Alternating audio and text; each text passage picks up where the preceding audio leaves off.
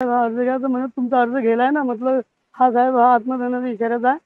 तर म्हणत मग आत्मदहन किती किती दिवस 7 दिवसासाठी काल थांबतं. मी 1 लिटर आणून देतो आताच घे ना.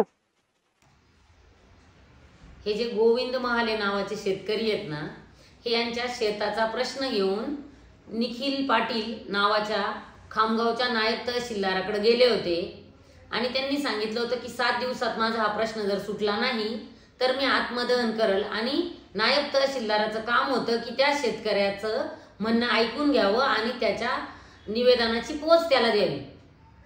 पण नायब तहसीलदार इतक्या आरेरावीच्या भाषेत त्या शेतकऱ्याला बोलला की 7 दिवसांनी कशाला आत्मदहन करत्या, मी आत्ता तुम्हाला 1 लिटर पेट्रोल आणून देतो आणि तुम्ही आत्ता आत्मदहन करा.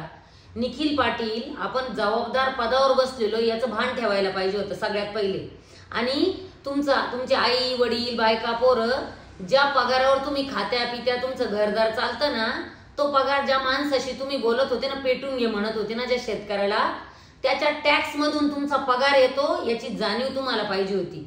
आणि संबंधित तहसीलदार असतील किंवा कलेक्टर असतील किंवा महसूल मंत्री असतील, त्यांनी ताबडतोब हाकून निखिल पाटील याचं निलंबन करायला पाहिजे. आणि सरकारी यंत्रणेत निलंबन म्हणजे दुसऱ्या गावाला टाकणे असं असतं.